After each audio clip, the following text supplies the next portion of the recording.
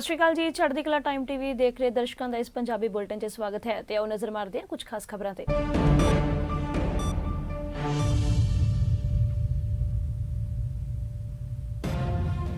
ਖੇਤੀ ਕਾਨੂੰਨਾਂ ਤੇ ਸਿਆਸਤ ਪੱਖੀ ਕੇਂਦਰ ਸਰਕਾਰ ਦੇ ਸੱਦੇ ਤੇ ਇਕਮੁੱਠਤਾ ਦਾ ਪ੍ਰਗਟਾਵਾ ਨਹੀਂ ਕਰ ਸਕੀਆਂ ਕਿਸਾਨ ਯੂਨੀਅਨਾਂ। ਕਿਸਾਨ ਮਜ਼ਦੂਰ ਸੰਘਰਸ਼ ਕਮੇਟੀ ਨੇ ਕੇਂਦਰ ਨਾਲ ਗੱਲਬਾਤ ਤੋਂ ਕੀਤੀ ਨਾ ਬਾਕੀਆਂ ਦੀ ਭੁੱਲ ਕੇ ਬੈਠਕ। ਦਿੱਲੀ ਦੇ ਮੁੱਖ ਮੰਤਰੀ ਅਰਵਿੰਦ ਕੇਜਰੀਵਾਲ ਨੇ ਆਪ ਆਗੂਆਂ ਸਮੇਤ ਜੰਤਰ ਮੰਤਰ ਤੇ ਦਿੱਤਾ ਰੋਸ ਧਰਨਾ। ਕਿਹਾ ਆਮ ਆਦਮੀ ਪਾਰਟੀ ਕਿਸਾਨਾਂ ਦੇ ਹੱਕ ਵਿੱਚ ਡਟੀ।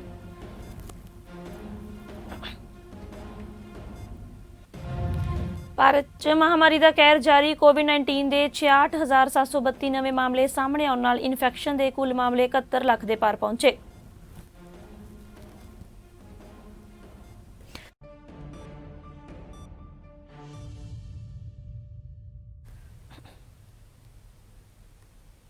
ਖਬਰਾਂ ਦੀ ਸ਼ੁਰੂਆਤ ਕਰਦੇ ਹਾਂ। ਪੰਜਾਬ ਵਿੱਚ ਖੇਤੀ ਕਾਨੂੰਨਾਂ ਦੇ ਵਿਰੁੱਧ ਸੰਘਰਸ਼ ਕਰ ਰਹੀਆਂ ਕਿਸਾਨ ਜਥੇਬੰਦੀਆਂ ਵੱਲੋਂ ਕੇਂਦਰ ਸਰਕਾਰ ਦੇ ਸੱਦੇ ਤੇ ਇਕਮੁੱਠਤਾ ਦਾ ਪ੍ਰਗਟਾਵਾ ਨਹੀਂ ਕੀਤਾ ਜਾ ਰਿਹਾ। ਕੇਂਦਰੀ ਖੇਤੀ ਮੰਤਰਾਲੇ ਦੇ ਸੱਦੇ ਤੇ ਇੱਕ ਕਿਸਾਨ ਜਥੇਬੰਦੀ ਕਿਸਾਨ ਮਜ਼ਦੂਰ ਸੰਘਰਸ਼ ਕਮੇਟੀ ਦੇ ਨਾਂ ਤੇ ਕੇਂਦਰ ਸਰਕਾਰ ਨਾਲ ਗੱਲਬਾਤ ਕਰਨ ਤੋਂ ਕੋਰੀ ਨਾ ਕਰ ਦਿੱਤੀ ਹੈ, ਜਦਕਿ ਭਾਰਤੀ ਕਿਸਾਨ ਯੂਨੀਅਨ ਏਕਤਾ ਉਗਰਾਹਾਂ ਨੇ ਕੇਂਦਰ ਦੇ ਸੱਦੇ ਦੇ ਹਾਂ ਪੱਖੀ ਹੁੰਗਾਰਾ ਭਰਿਆ। ਜਥੇਬੰਦੀਆਂ ਦੇ ਜਨਰਲ ਸਕੱਤਰ ਸੁਖਦੇਵ ਸਿੰਘ ਕੋਕਰੀ ਕਲਾਂ ਦਾ ਕਹਿਣਾ ਹੈ ਕਿ ਕੇਂਦਰ ਸਰਕਾਰ ਵੱਲੋਂ 14 ਅਕਤੂਬਰ ਨੂੰ ਨਵੀਂ ਦਿੱਲੀ ਵਿੱਚ ਸੱਦੀ ਮੀਟਿੰਗ ਦੌਰਾਨ ਯੂਨੀਅਨ ਦੇ ਨੁਮਾਇੰਦਿਆਂ ਵੱਲੋਂ ਸ਼ਿਰਕਤ ਕੀਤੀ ਜਾਵੇਗੀ। ਸ਼੍ਰੀ ਕੋਕਰੀ ਨੇ ਕਿਹਾ ਕਿ 31 ਕਿਸਾਨ ਜਥੇਬੰਦੀਆਂ ਦੇ ਸੰਘਰਸ਼ ਨੂੰ ਜਥੇਬੰਦੀ ਦੀ ਪੂਰਨ ਹਮਾਇਤ ਹੈ, ਇਸ ਲਈ ਕੇਂਦਰ ਸਰਕਾਰ ਵੱਲੋਂ ਸੱਦੀ ਮੀਟਿੰਗ ਦੌਰਾਨ ਵੀ ਪੱਖ ਰੱਖਿਆ ਜਾਣਾ ਜ਼ਰੂਰੀ ਹੈ। ਇਸੇ ਦੌਰਾਨ ਕਿਸਾਨ ਮਜ਼ਦੂਰ ਸੰਘਰਸ਼ ਕਮੇਟੀ ਨੇ ਸੱਦਾ ਠੁਕਰਾ ਦਿੱਤਾ ਤੇ ਫਿਰੋਜ਼ਪੁਰ ਅਤੇ ਅੰਮ੍ਰਿਤਸਰ ਵਿੱਚ ਰੇਲ ਮਾਰਗਾਂ ਤੇ ਵੀ ਦਿੱਤੇ ਧਰਨੇ ਜਾਰੀ ਰੱਖਣ ਦਾ ਐਲਾਨ ਕੀਤਾ ਹੈ। ਪੰਜਾਬ ਦੀਆਂ ਕੁਝ ਜਥੇਬੰਦੀਆਂ ਵੱਲੋਂ ਇਸ ਮੁੱਦੇ ਤੇ ਮੀਟਿੰਗ ਕੀਤੀ ਜਾ ਰਹੀ ਹੈ। ਅਹਿਮ ਗੱਲ ਇਹ ਵੀ ਹੈ ਕਿ 31 ਕਿਸਾਨ ਜਥੇਬੰਦੀਆਂ ਨੇ ਇਸ ਮੁੱਦੇ ਤੇ ਭਲ ਕੇ ਇਹ ਮੀਟਿੰਗ ਬੁਲਾਈ ਹੈ।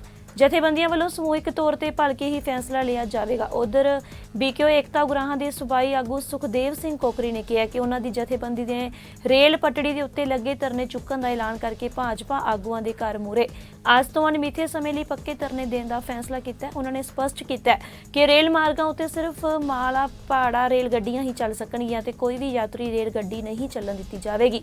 ਉਹਨਾਂ ਨੇ ਕਿਹਾ ਕਿ 3 ਖੇਤੀ ਕਾਨੂੰਨਾਂ ਤੇ ਬਿਜਲੀ ਸੋਧ ਬਿੱਲ 2020 ਦੇ ਖਿਲਾਫ ਵਿੱਢਿਆ ਸੰਘਰਸ਼ ਕਾਨੂੰਨ ਰੱਦ ਹੋਣ ਤੱਕ ਜਾਰੀ ਰਹੇਗਾ।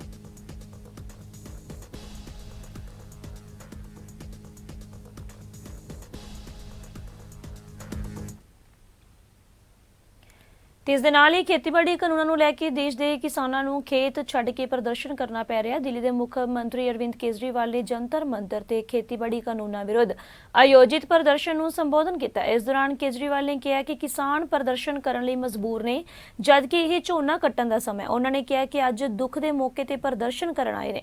ਖੇਤੀਬਾੜੀ ਕਾਨੂੰਨ ਰਾਹੀਂ ਸਰਕਾਰ ਖੇਤੀ ਨੂੰ ਕਿਸਾਨ ਤੋਂ ਖੋਹ ਕੇ ਕੰਪਨੀਆਂ ਨੂੰ ਦੇਣਾ ਚਾਹੁੰਦੀ ਹੈ। ਮੈਂ ਕਹਿਣਾ ਚਾਹੁੰਦਾ ਹਾਂ ਕਿ ਆਜ਼ਾਦੀ ਤੋਂ ਬਾਅਦ ਜਦੋਂ ਅਨਾਜ ਦੀ ਪਰੇਸ਼ਾਨੀ ਸੀ ਉਦੋਂ ਕੰਪਨੀਆਂ ਨਹੀਂ ਕਿਸਾਨ ਕੰਮ ਆਉਂਦਾ ਸੀ ਅਤੇ ਹਰੀ ਕ੍ਰਾਂਤੀ ਲਿਆਉਂਦੀ ਸੀ। ਅਰਵਿੰਦ ਕੇਜਰੀਵਾਲ ਨੇ ਕਿਹਾ ਕਿ 2014 ਦੀਆਂ ਚੋਣਾਂ ਤੋਂ ਪਹਿਲਾਂ ਭਾਜਪਾ ਨੇ ਵਾਅਦਾ ਕੀਤਾ ਸੀ ਕਿ ਸਵਾਮੀਨਾਥਨ ਰਿਪੋਰਟ ਲਾਗੂ ਕਰਨਗੇ। ਰਿਪੋਰਟ ਕਹਿੰਦੀ ਹੈ ਕਿ ਘੱਟੋ ਘੱਟ ਸਮਰਥਨ ਮੁੱਲ 1.5 ਗੁਣਾ ਹੋਵੇਗਾ, ਪਰ ਚੋਣਾਂ ਜਿੱਤਣ ਤੋਂ ਬਾਅਦ MSP ਖਤਮ ਕਰ ਦਿੱਤਾ ਹੈ। ਹੁਣ ਇਹ ਵੀ ਕਹਿ ਰਹੇ ਨੇ ਕਿ ਪੂਰੇ ਦੇਸ਼ ਵਿੱਚ ਸਿਰਫ 6% ਦੀ MSP ਹੈ। ਸਰਕਾਰ ਇੱਕ ਤਾਂ ਹੋਰ ਸ਼ਰਮ ਦੀ ਗੱਲ ਹੈ, ਅਸੀਂ ਸਰਕਾਰੀ ਸਕੂਲ ਹਸਪਤਾਲ ਬੰਦ ਨਹੀਂ ਕੀਤੇ, ਸਗੋਂ ਠੀਕ ਕੀਤੇ ਨੇ। ਅਜਿਹਾ ਹੀ ਇਹਨਾਂ ਨੂੰ ਕਰਨਾ ਚਾਹੀਦਾ ਸੀ।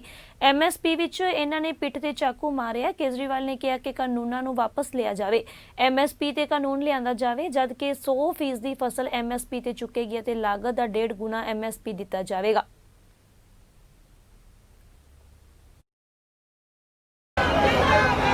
बिहार के बहुत सारे किसान यहाँ पे जंतर मंतर पे जो तीनों किसान विरोधी कानून केंद्र सरकार ने पास किए हैं उनके खिलाफ प्रदर्शन करने के लिए यहाँ पे आए हुए हैं।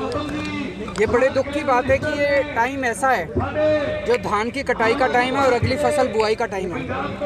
ऐसे समय में किसानों को खेत में होना चाहिए था और वो जंतर मंतर पे बैठे हैं।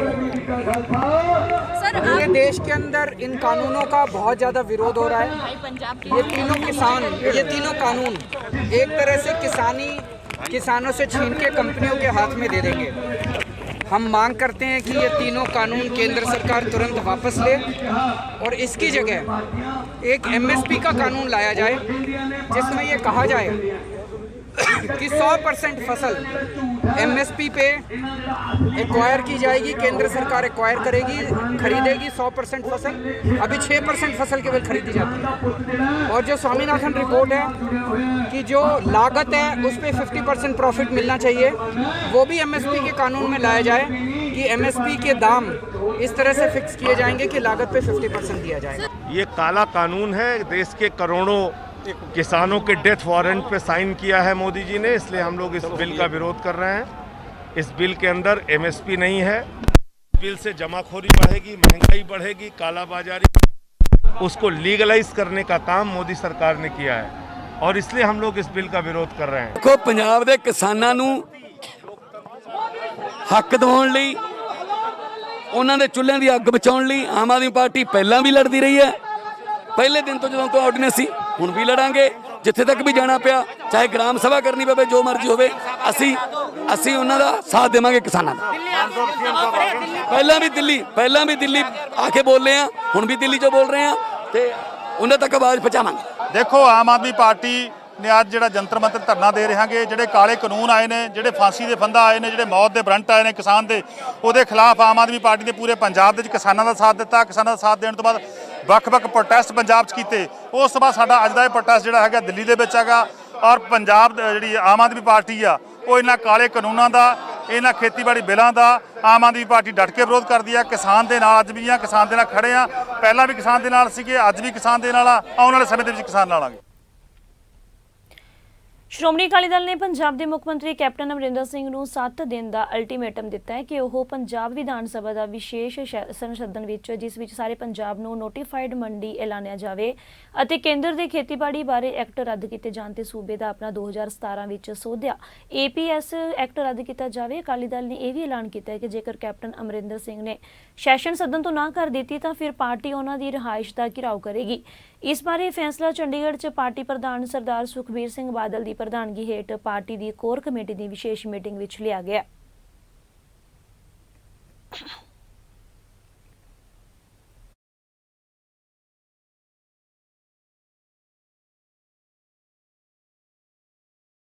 ਕੈਪਟਨ ਅਮਰਿੰਦਰ ਸਿੰਘ ਨੂੰ 7 ਦਿਨਾਂ ਦਾ ਅਲਟੀਮੇਟਮ ਹੈ, ਨਹੀਂ ਤਾਂ ਕੈਪਟਨ ਸਾਹਿਬ ਦਾ ਘਰਾਓ ਕਰਾਂਗੇ, ਜਿਉਣਾ ਔਖਾ ਕਰ ਦਿਆਂਗੇ। ਸੈਸ਼ਨ ਬੁਲਾਉਣਾ ਪੈਣਾ, ਫਿਕਸਡ ਮੈਚ ਦਿੱਲੀ ਨਾਲ ਅਸੀਂ ਨਹੀਂ ਖੇਡਣ ਦੇਣਾ ਔਰ ਲਾਸਟ 7 ਦਿਨ ਅੱਜ ਤੋਂ 20 ਤਰੀਕ ਤੋਂ, ਨਹੀਂ ਤਾਂ ਉਹਨਾਂ ਦਾ ਘਰਾਓ ਕੈਪਟਨ ਅਮਰਿੰਦਰ ਸਿੰਘ ਦਾ ਸ਼ੁਰੂ। ਔਰ ਨਾ ਕੇਵਲ ਉਹ ਸੈਸ਼ਨ ਬੁਲਾਉਣ, ਜਿਹੜੇ ਉਹਨਾਂ ਨੇ ਇਹ ਪਾਸ ਕੀਤੇ ਸੀ ਬਿੱਲ ਵਾਪਸ ਲੈਣ ਔਰ ਨਾਲ ਹੀ ਜਿਹੜੇ ਬਾਕੀ ਸਾਡੀਆਂ ਡਿਮਾਂਡਾਂ ਨੇ APMC ਮੰਡੀ ਦੀ ਸਾਰੇ ਪੰਜਾਬ ਨੂੰ ਐਲਾਨਿਆ ਜਾਵੇ, ਇੱਥੋਂ ਲਿਖ ਕੇ ਭੇਜਿਆ ਜਾਵੇ ਕਿ ਸਟੈਚੂਟਰੀ ਰਾਈਟ MSP ਬਣੇ ਔਰ ਇਹ ਤਿੰਨੇ ਕਾਨੂੰਨਾਂ ਨੂੰ ਰੱਦ ਕਰ ਦਿਓ। ਪਿਛਲੀ ਵਾਰੀ 28 ਤਰੀਕ ਵਾਲਾ ਡਰਾਮਾ ਨਹੀਂ ਚੱਲਣਾ ਜਦੋਂ ਭੇਜਿਆ ਹੀ ਨਹੀਂ ਜੋ ਰੈਜ਼ੋਲੂਸ਼ਨ ਪਾਸ ਹੋਇਆ। ਸੋ ਇਹ ਸਾਰੀ ਚੀਜ਼ਾਂ ਤੇ ਅਸੀਂ ਬੜੇ ਕਲੀਅਰ ਹੈ ਕਿ ਪੰਜਾਬ ਨੂੰ APMC ਮੰਡੀ ਐਲਾਨੋ, FCI ਅਡਾਨੀ ਤੇ ਜਿੰਨੇ ਗਡਾਊਨ ਹੈ ਇਹ APMC ਮੰਡੀ ਹੈ। ਲੋਕ ਇਨਸਾਫ ਪਾਰਟੀ ਦੇ ਪ੍ਰਧਾਨ ਸਿਮਰਨਜੀਤ ਸਿੰਘ ਬੈਂਸ ਅਤੇ ਪਾਰਟੀ ਦੇ ਵਰਕਰਾਂ ਵੱਲੋਂ ਖੇਤੀ ਕਾਨੂੰਨਾਂ ਦੇ ਵਿਰੋਧ ਵਿੱਚ ਅੰਮ੍ਰਿਤਸਰ ਵਿਖੇ BJP ਰਾਸ਼ਟਰੀ ਮੰਤਰੀ ਤਰੁਣ ਚੁੱਗ ਦੇ ਨਿਵਾਸ ਦਾ ਘਿਰਾਓ ਕੀਤਾ ਗਿਆ। ਇਸ ਮੌਕੇ ਨਰਿੰਦਰ ਮੋਦੀ ਕਿਸਾਨ ਵਿਰੋਧੀ ਦੇ ਨਾਅਰੇ ਲਾ ਕੇ ਰੋਸ ਪ੍ਰਦਰਸ਼ਨ ਕੀਤਾ ਗਿਆ। ਸਿਮਰਨਜੀਤ ਸਿੰਘ ਬੈਂਸ ਨੇ ਕਿਹਾ ਕਿ ਖੇਤੀ ਕਾਨੂੰਨ ਪਾਸ ਕਰਕੇ ਕੇਂਦਰ ਸਰਕਾਰ ਕਿਸਾਨਾਂ ਨਾਲ ਧਰੋਹ ਕਮਾ ਰਹੀ ਹੈ, ਜਿਸ ਦੇ ਚੱਲਦਿਆਂ ਲੋਕ ਇਨਸਾਫ ਪਾਰਟੀ ਨੇ ਇਹ ਪ੍ਰੋਗਰਾਮ ਤਿਆਰ ਕੀਤਾ ਤੇ BJP ਲੀਡਰਾਂ ਦੇ ਘਰਾਂ ਦੇ ਬਾਹਰ ਜਾ ਕੇ ਉਹਨਾਂ ਨੂੰ ਹਲੂਣਾ ਦਿੱਤਾ।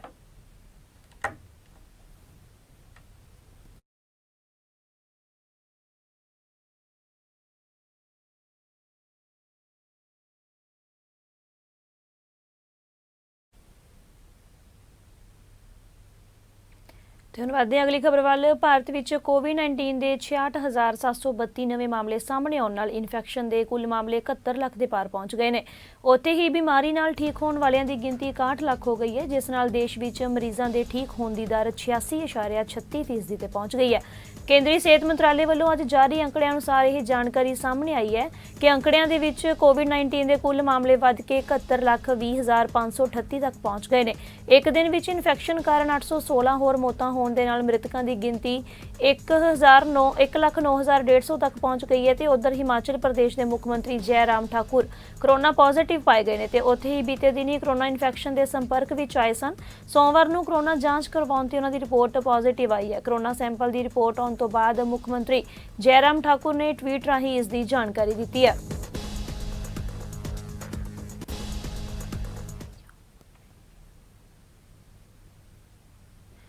उपराष्ट्रपति एम वेंकैया नायडू कोविड-19 महामारी तो मुक्त हो गए ने। उपराष्ट्रपति ਸਕੱਤਰੇਤ ने यह जानकारी दी है। नायडू के 29 सितंबर 2020 ਨੂੰ कोरोना महामारी तो पॉजिटिव होने की पुष्टि हुई सी।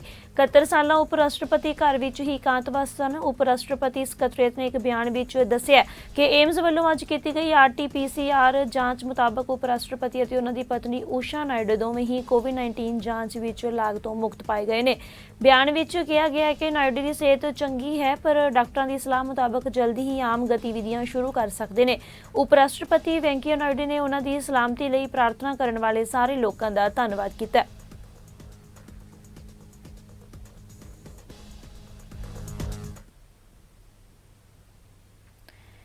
जम्मू कश्मीर के श्रीनगर के ओल्ड बरजूला इलाके विच सुरक्षा दस्तियां नाल मुकाबले विच 2 अतवादी मारे गए ने। पुलिस ने जानकारी दी है। पुलिस के एक अधिकारी ने कहा कि सुरक्षा दस्तियां ने खेतर विच अतवादियों की मौजूदगी की सूचना तो बाद तड़के शहर के ओल्ड बरजूला इलाके विच घेराबंदी और तलाशी मुहिम शुरू की सी। उन्होंने कहा सी कि सवेरे करीब 7:45 बजे जदों तलाशी मुहिम चल रही सी तां उदों अतवादियों ने सुरक्षा दस्तियां ते गोलीबारी शुरू कर दी सी। अधिकारियों ने दस्सिया कि सुरक्षा दस्तियां ने जवाबी कार्रवाई की है जिस तो बाद मुकाबला शुरू होया। अधिकारियों ने यह भी दस्सिया कि गोलीबारी विच 2 अतवादियों नूं मार सुटिया गया ते उन्होंने कहा कि मुहिम हाले जारी है ते वेरवे दी उड़ीक है। इस तो पहला हालांकि कश्मीर के पुलिस डायरैक्टर जनरल ने मुकाबले वाली जगह नेड़े पत्रकारां नूं दस्सिया कि सुरक्षा दस्तियां दे घेरे विच 2 फसे अतवादियों चों एक पाकिस्तानी अतवादी ते लश्कर ए तोयबा दा कमांडर सैफला है। उन्होंने दस्सिया कि श्रीनगर ते नेड़े तेड़े दे इलाकिਆਂ विच हाल च ही सुरक्षा दस्तियां ते होए कई हमलिਆਂ विच भी शामिल सन।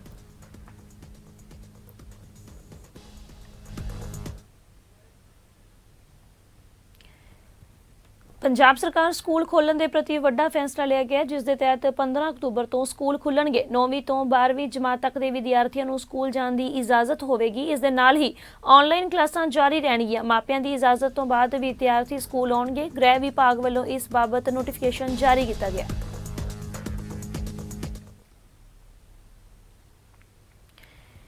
इस नाल ही कांग्रेस के साबका प्रधान राहुल गांधी ने हाथरस विच दलित कुड़ी नाल समूहिक जबर जिनाह ते कतल के मामले नूं लैके सोमवार नूं उत्तर प्रदेश की भाजपा सरकार ते फिर निशाना साधिया। उन्होंने दोष लगाया कि सरकार ने पीड़ितां दे परिवार नाल उन्हां दी मुलाकात तो बाद इस घटना के पीड़ित पक्ष ते हमला कीता ते अपराधियों की मदद की है।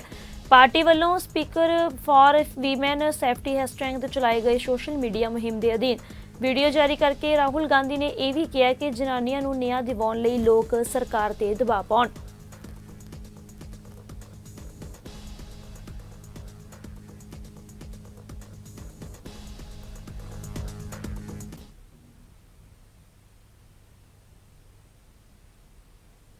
ਤੇ ਹੁਣ ਗੱਲ ਕਰਦੇ ਹਾਂ ਬਠਿੰਡੇ ਦੀ, ਜਿੱਥੇ ਕਿਸਾਨਾਂ ਨੇ यूपी ਦੇ ਮੁੱਖ ਮੰਤਰੀ योगी आदित्यनाथ ਦਾ ਪੁਤਲਾ ਫੂਕਿਆ ਤੇ ਜੰਮ ਕੇ ਨਾਅਰੇਬਾਜ਼ੀ ਕੀਤੀ ਹੈ, ਜਿਸ ਦੇ ਦੌਰਾਨ ਉਹਨਾਂ ਨੇ ਸਰਕਾਰ ਦੇ ਖਿਲਾਫ ਆਪਣੀ ਭੜਾਸ ਕੱਢੀ ਹੈ।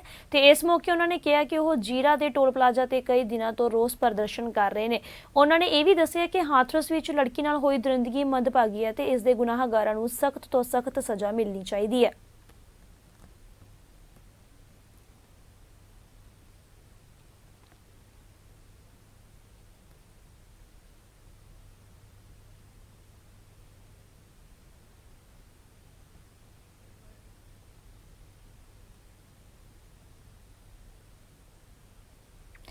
ਤੇ ਉਧਰ ਨਾਭਾ ਵਿਖੇ ਪਹੁੰਚੇ ਪੰਜਾਬ ਯੂਥ ਕਾਂਗਰਸ ਦੇ ਵਾਈਸ ਪ੍ਰਧਾਨ ਬਨੀ ਖਹਿਰਾ ਨੇ ਚੇਤਾਵਨੀ ਦਿੰਦੇ ਹੋਏ ਕਿਹਾ ਕਿ ਭਾਰਤੀ ਜਨਤਾ ਪਾਰਟੀ ਦੇ ਸੰਸਦ ਮੈਂਬਰ ਹੰਸਰਾਜ ਹੰਸ ਦੀ ਕੋਠੀ ਦਾ ਘਿਰਾਓ ਜਲੰਧਰ ਵਿਖੇ ਪੰਜਾਬ ਯੂਥ ਕਾਂਗਰਸ ਅਤੇ ਦਲਿਤ ਭਾਈਚਾਰੇ ਵੱਲੋਂ ਸਾਂਝੇ ਤੌਰ ਤੇ 14 ਅਕਤੂਬਰ ਨੂੰ ਕੀਤਾ ਜਾਵੇਗਾ। ਉਹਨਾਂ ਕਿਹਾ ਕਿ यूपी ਦੇ ਹਾਥਰਸ ਵਿਖੇ ਵਾਪਰੀ ਮੰਦਭਾਗੀ ਘਟਨਾ ਦੇ ਸੰਬੰਧ ਵਿੱਚ ਅਸੀਂ ਉਹਨਾਂ ਦੀ ਰਿਹਾਇਸ਼ ਦਾ ਘਿਰਾਓ ਕਰਾਂਗੇ ਕਿਉਂਕਿ ਉਹ ਇੱਕ ਦਲਿਤ ਭਾਈਚਾਰੇ ਨਾਲ ਸੰਬੰਧ ਰੱਖਦੇ ਨੇ, ਪਰ ਉਹਨਾਂ ਨੇ यूपी ਦੇ ਹਾਥਰਸ ਵਿਖੇ ਵਾਪਰੀ ਮੰਦਭਾਗੀ ਘਟਨਾ ਦੇ ਸੰਬੰਧ ਵਿੱਚ यूपी ਦੇ ਵਿੱਚ ਭਾਰਤੀ ਜਨਤਾ ਪਾਰਟੀ ਦੀ ਸਰਕਾਰ ਹੋਣ ਕਰਕੇ ਉਹਨਾਂ ਨੇ ਚੁੱਪੀ ਧਾਰੀ ਰੱਖੀ ਹੈ। ਉਹਨਾਂ ਦੀ ਚੁੱਪੀ ਨੂੰ ਤੜਵਾਉਣ ਲਈ ਪੰਜਾਬ ਯੂਥ ਕਾਂਗਰਸ ਅਤੇ ਦਲਿਤ ਸਮਾਜ ਦੇ ਵੱਲੋਂ ਸਾਂਝੇ ਤੌਰ ਤੇ ਉਹਨਾਂ ਦੀ ਕੋਠੀ ਦਾ ਘਿਰਾਓ ਕਰਕੇ ਉਹਨਾਂ ਤੋਂ ਜਵਾਬ ਮੰਗਿਆ ਜਾਵੇਗਾ ਕਿਉਂਕਿ ਉਹਨਾਂ ਦੀ ਚੁੱਪੀ ਦਾ ਕੀ ਕਾਰਨ ਸੀ।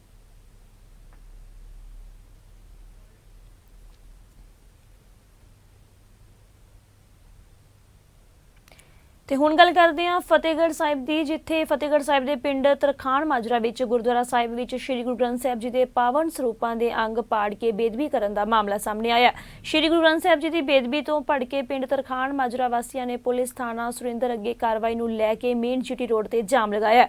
ਮੌਕੇ ਤੇ ਫਤਿਹਗੜ੍ਹ ਸਾਹਿਬ ਦੇ ਐਸਪੀ ਜਗਜੀਤ ਜੱਲਾ ਪਹੁੰਚੇ ਨੇ ਤੇ ਉਹਨਾਂ ਨੇ ਦੱਸਿਆ ਕਿ ਬੇਅਦਬੀ ਕਰਨ ਵਾਲੇ ਨੂੰ ਮੌਕੇ ਤੇ ਫੜ ਲਿਆ ਗਿਆ ਤੇ ਪਰਚਾ ਦਰਜ ਕਰਕੇ ਪੁੱਛਗਿੱਛ ਕੀਤੀ ਜਾਵੇਗੀ ਤੇ ਉਹਨਾਂ ਨੇ ਗੁਰੂ ਗ੍ਰੰਥ ਸਾਹਿਬ ਜੀ ਦੇ ਪੰਨੇ ਪਾੜ ਕੇ ਬੇਅਦਬੀ ਕਿਉਂ ਕੀਤੀ ਹੈ।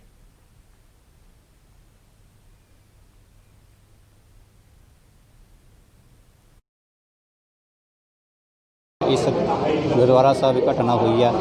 असी बाहर बैठे सी, दो बजुर्ग सी मेरे नाल। दरबार साहब नूं लॉक लग्या होया सी। वो बंदा आके दसन लग गया भी मैं मत्था टेकना, तो मैं उन्होंने कहा भी नलका जाओ पहला अपना हथ धो। तो काका अपना नाल जिंदा खोल लिया, जिंदा खोले तो दरवाजे नूं लाण लग्या। हले इन्हें नूं गुरु साहब के कोल उस बंदे ने मत्था भी नहीं टेकिया। उन्हें जान सार गुरु साहब की बेअदबी की बेअदबी की अंग पाड़े जी। किन्ने अंग पाड़े? अंग गिने नहीं जी। गुरका साहब के भी पाड़े जिथे नितनेम करते ਜਿਹੜੇ ਗੁਰਕਾ ਸਾਹਿਬ ਦੇ ਅਸੀਂ ਕੀ ਕੀਤਾ ਗਿਆ ਤੁਹਾਡੇ ਵੱਲੋਂ? ਫਿਰ ਉਹਨੂੰ ਬਹੁਤ ਅਸੀਂ ਵੱਧ ਤੋਂ ਵੱਧ ਉਹਦੇ ਜਿੰਨਾ ਕਟਾਪਾ ਚਾੜਿਆ ਮੁੰਡਿਆਂ ਨੇ। ਅਸੀਂ ਸਾਡੇ ਕੋਲੋਂ ਬਹੁਤ ਕਟਾਈ ਅੰਦਰ ਦਰਬਾਰ ਸਾਹਿਬ 'ਚ ਹੋਈ ਆ। ਤਰਖਾਣ ਮਾਜਰੇ ਤੋਂ ਕੋਲ ਟੈਲੀਫੋਨ ਆਇਆ ਸੀਗਾ, ਇੱਕ ਬੰਦਾ ਸੀ ਜਿਹਨੇ ਕਿ ਵੀ ਗੁਰੂ ਗ੍ਰੰਥ ਸਾਹਿਬ ਦੇ ਪੰਨਿਆਂ ਦੀ ਬੇਅਦਬੀ ਕਰਤੀ ਤੇ ਜਿਹੜਾ ਕਿ ਉਹ ਮੌਕੇ ਤੇ ਫੜਿਆ ਗਿਆ ਸੀ, ਉਹਨੂੰ ਸਰਹੰਦ ਥਾਣੇ ਲੈ ਗਏ। ਉਸ ਤੋਂ ਬਾਅਦ ਹੁਣ ਉਹਦੀ ਪੁੱਛਗਿੱਛ ਕਰਨ ਤੋਂ ਬਾਅਦ ਪਰਚਾ ਤਾਂ ਹੁਣ ਅਸੀਂ ਦਰਜ ਕਰ ਦਿਆਂਗੇ। ਬਾਕੀ ਪੁੱਛਗਿੱਛ ਦਰਜ ਹੋਣ ਤੋਂ ਬਾਅਦ ਹੀ ਉਹਦਾ ਪੂਰਾ ਨਾਂ ਤੇ ਉਹਦਾ ਕਿੱਥੇ ਦਾ ਬੰਦਾ, ਕਿਉਂ ਉਹਨੇ ਇਸ ਤਰ੍ਹਾਂ ਕਰਿਆ, ਕਿ ਉਹ ਸਾਰਾ ਪੁੱਛਗਿੱਛ ਤੋਂ ਬਾਅਦ ਹੀ ਹੁਣ ਪਤਾ ਲੱਗੂਗਾ।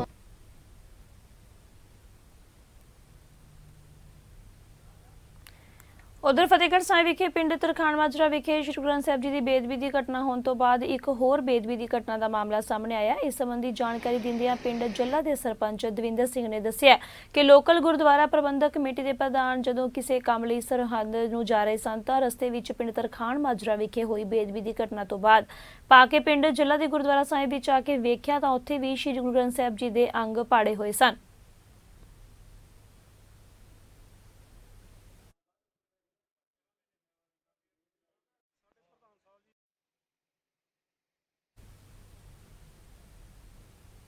ਭਾਰਤ ਪਾਕਿਸਤਾਨ ਸਰਹੱਦ ਤੇ ਬਣਾਏ ਗਏ ਕਸੋਵਾਲ ਪੁਲ ਦਾ ਭਾਰਤ ਦੇ ਰੱਖਿਆ ਮੰਤਰੀ ਰਾਜਨਾਥ ਸਿੰਘ ਵੱਲੋਂ ਵਰਚੁਅਲ ਤਰੀਕੇ ਨਾਲ ਪੁਲ ਦਾ ਉਦਘਾਟਨ ਕੀਤਾ ਗਿਆ। ਦੇਸ਼ ਭਰ ਵਿੱਚ ਅੱਜ 44 ਪੁਲਾਂ ਦੇ ਉਦਘਾਟਨ 'ਚੋਂ ਇਸ ਪੁਲ ਦੀ ਲੰਬਾਈ ਸਭ ਤੋਂ ਵੱਧ ਹੈ। ਇਸ ਪੁਲ ਦੇ ਉਦਘਾਟਨ ਮੌਕੇ ਏਡੀਸੀ ਤਜਿੰਦਰਪਾਲ ਸਿੰਘ ਸੰਧੂ ਅਤੇ BF ਦੇ ਅਧਿਕਾਰੀ ਅਮਿਤ ਮਿਸ਼ਰਾ ਨੇ ਵਿਸ਼ੇਸ਼ ਤੌਰ ਤੇ ਸ਼ਿਰਕਤ ਕੀਤੀ ਹੈ। ਇਸ ਮੌਕੇ ਪੱਤਰਕਾਰਾਂ ਨਾਲ ਗੱਲਬਾਤ ਕਰਦਿਆਂ DC ਸੰਧੂ ਨੇ ਕਿਹਾ ਕਿ ਇਸ ਪੁਲ ਦੇ ਬਣਨ ਨਾਲ ਇਲਾਕੇ ਦੇ ਕਿਸਾਨਾਂ ਨੂੰ ਕਾਫੀ ਫਾਇਦਾ ਪਹੁੰਚੇਗਾ। ਉਹਨਾਂ ਨੇ ਇਹ ਵੀ ਦੱਸਿਆ ਕਿ ਕਿਸਾਨਾਂ ਨੂੰ ਰਾਵੀ ਦਰਿਆ ਦੇ ਪਾਰ ਜਾਣ ਮੌਕੇ ਕਾਫੀ ਮੁਸ਼ਕਲਾਂ ਦਾ ਸਾਹਮਣਾ ਕਰਨਾ ਪੈਂਦਾ ਸੀ, ਕਿਉਂਕਿ ਆਰਜੀ ਬਣੇ ਪੁਲ ਨਾਲ ਫਸਲ ਅਤੇ ਖੇਤੀਬਾੜੀ ਦੇ ਸੰਦਾਂ ਦੀ ਆਵਾਜਾਈ ਕਾਫੀ ਮੁਸ਼ਕਲ ਹੁੰਦੀ ਸੀ ਅਤੇ ਬਰਸਾਤੀ ਦਿਨਾਂ ਵਿੱਚ ਤਾਂ ਪਾਣੀ ਦੇ ਵਹਾਅ ਕਾਰਨ ਪੁਲ ਟੁੱਟ ਜਾਂਦਾ ਸੀ ਤੇ ਇਸ ਨੂੰ ਹਟਾ ਦਿੱਤਾ ਜਾਂਦਾ ਸੀ। ਇਸ ਕਰਕੇ ਦਰਿਆ ਪਾਰ 3500 ਏਕੜ ਤੋਂ ਵੱਧ ਵਾਹੀਯੋਗ ਜ਼ਮੀਨ ਤੇ ਖੇਤੀਬਾੜੀ ਕਰਦੇ ਕਿਸਾਨਾਂ ਨੂੰ ਕਾਫੀ ਮੁਸ਼ਕਲ ਆਉਂਦੀ ਸੀ। ਇਸ ਮੌਕੇ BSF ਦੇ ਅਧਿਕਾਰੀ ਅਮਿਤ ਮਿਸ਼ਰਾ ਨੇ ਕਿਹਾ ਕਿ 484 ਮੀਟਰ ਲੰਬੇ ਇਸ ਕਸੋਵਾਲ ਪੁਲ ਦੇ ਨਿਰਮਾਣ ਨਾਲ ਜਿੱਥੇ ਕਿਸਾਨਾਂ ਨੂੰ ਭਾਰੀ ਫਾਇਦਾ ਮਿਲੇਗਾ ਤੇ ਉੱਥੇ ਹੀ BSF ਦੇ ਫੌਜ ਨੂੰ ਵੀ ਆਉਣ ਜਾਣ ਵਿੱਚ ਕਾਫੀ ਸਹਾਇਤਾ ਮਿਲੇਗੀ।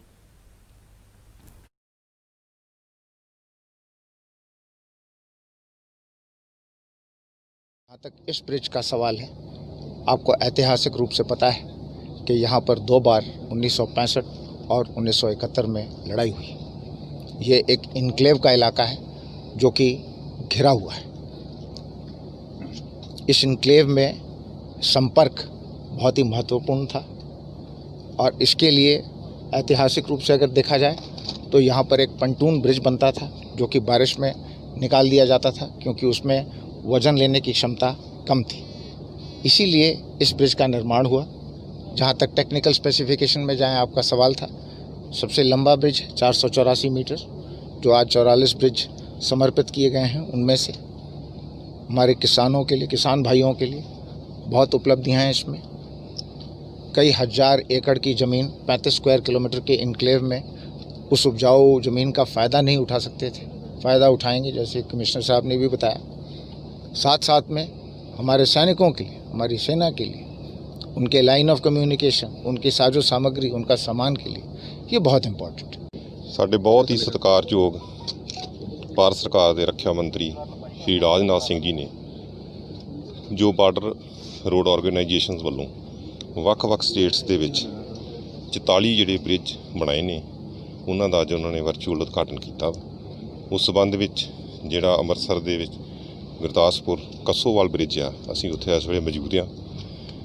ਇਹ ਜਿਹੜੇ ਬ੍ਰਿਜ ਜਿੱਥੇ ਆਰਮੀ ਵਾਸਤੇ ਵੀ ਬਹੁਤ ਮਹੱਤਵਪੂਰਨ ਨੇ, ਉੱਥੇ ਨਾਲ ਦੇ ਨਾਲ ਹੀ ਜਿਹੜੀ ਸਾਡੇ ਸਿਵਲੀਅਨ ਨੇ ਉਹਨਾਂ ਦੇ ਵੀ ਆਉਣ ਜਾਣ ਵਾਸਤੇ ਜਿਹੜੀ ਬਹੁਤ ਸਹੂਲਤ ਹੋਏਗੀ, ਕਿਉਂਕਿ ਲੰਮੇ ਸਮੇਂ 'ਤੇ ਉਹਨਾਂ ਨੂੰ ਬਹੁਤ ਜ਼ਿਆਦਾ ਮੁਸ਼ਕਿਲ ਆਉਂਦੀ ਸੀ।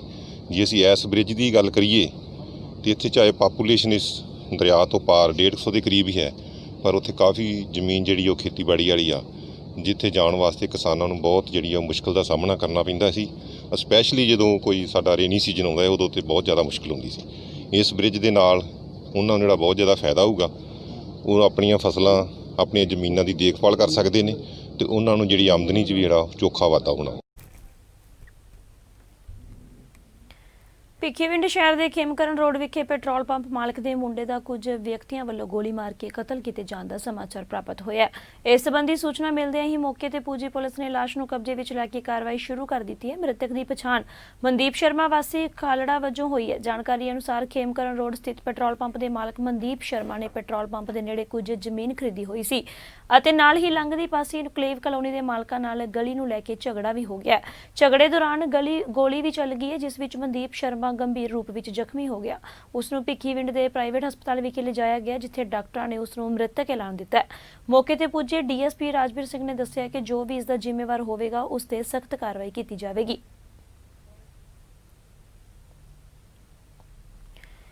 ਤੇ ਹੁਸ਼ਿਆਰਪੁਰ ਪੁਲਿਸ ਨੂੰ ਉਸ ਸਮੇਂ ਵੱਡੀ ਸਫਲਤਾ ਮਿਲੀ ਜਦੋਂ ਸੀਆਈ ਸਟਾਫ ਹੁਸ਼ਿਆਰਪੁਰ ਨੇ ਚੈਕਿੰਗ ਦੇ ਦੌਰਾਨ 2 ਨਸ਼ਾ ਤਸਕਰਾਂ ਨੂੰ ਕਾਬੂ ਕਰਕੇ ਉਹਨਾਂ ਤੋਂ 2 ਕਿਲੋ 100 ਗ੍ਰਾਮ ਹੈਰੋਇਨ, 15 ਲੱਖ ਰੁਪਏ ਦੀ ਭਾਰਤੀ ਕਰੰਸੀ, ਇੱਕ ਇਲੈਕਟ੍ਰੋਨਿਕ ਕੰਡਾ ਤੇ ਇੱਕ i20 ਗੱਡੀ ਬਰਾਮਦ ਕੀਤੀ ਹੈ।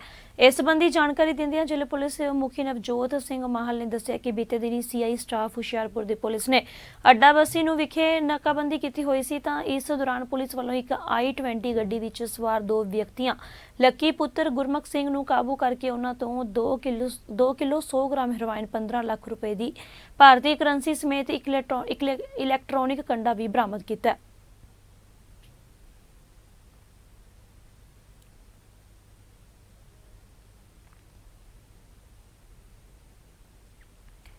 ਤੇ ਗੱਲ ਕਰਦੇ ਹਾਂ ਪਟਿਆਲਾ ਦੀ, ਜਿੱਥੇ ਪੁਲਿਸ ਵੱਲੋਂ ਸੋਮਵਾਰ ਨੂੰ ਗੈਂਗਸਟਰ ਦਿਲਪ੍ਰੀਤ ਬਾਬਾ ਦੇ 2 ਸਾਥੀਆਂ ਨੂੰ ਅਸਲੇ ਸਣੇ ਗ੍ਰਿਫਤਾਰ ਕੀਤਾ ਗਿਆ। ਪੁਲਿਸ ਨੇ ਉਕਤ ਮੁਲਜ਼ਮਾਂ ਤੋਂ ਇੱਕ 32 ਬੋਰ ਪਿਸਤੌਲ, 2 ਮੈਗਜ਼ੀਨ, 14 ਜਿੰਦਾ ਰੌਂਦ ਤੇ 315 ਬੋਰ ਪਿਸਤੌਲ ਤੇ 2 ਕਾਰਤੂਸ ਨਾਭਾ ਤੋਂ ਖੋਈ ਸਵਿਫਟ ਕਾਰ ਬਰਾਮਦ ਕੀਤੀ ਹੈ। ਇਸ ਬਾਰੇ ਜਾਣਕਾਰੀ ਦਿੰਦਿਆਂ ਪਟਿਆਲਾ ਦੇ ਐਸਐਸਪੀ ਵਿਕਰਮਜੀਤ ਦੁੱਗਲ ਨੇ ਦੱਸਿਆ ਕਿ ਗੈਂਗਸਟਰ ਦਿਲਪ੍ਰੀਤ ਬਾਬਾ ਨਾਭਾ ਜ਼ਿਲ੍ਹੇ ਵਿੱਚ ਬੰਦ ਹੈ, ਪਰ ਉਹ ਆਪਣੇ ਗਿਰੋਹ ਦੀਆਂ ਅਪਰਾਧਿਕ ਗਤੀਵਿਧੀਆਂ ਨੂੰ ਸਰਗਰਮ ਕਰਨ ਦੀ ਕੋਸ਼ਿਸ਼ ਵਿੱਚ ਹੈ, ਜਿਸ ਵਜੋਂ ਉਸਦੇ ਉਕਤ ਸਾਥੀਆਂ ਨੂੰ ਕਾਬੂ ਕੀਤਾ ਗਿਆ। ਫੜੇ ਪਏ ਗਏ ਮੁਲਜ਼ਮਾਂ ਦੀ ਪਛਾਣ ਗਗਨਦੀਪ ਗੱਗੀ ਲਾਹੌਰੀਆ ਤੇ ਕੁਲਵੰਤ ਸਿੰਘ ਜੱਗੂ ਦੇ ਤੌਰ ਤੇ ਕੀਤੀ ਗਈ ਹੈ।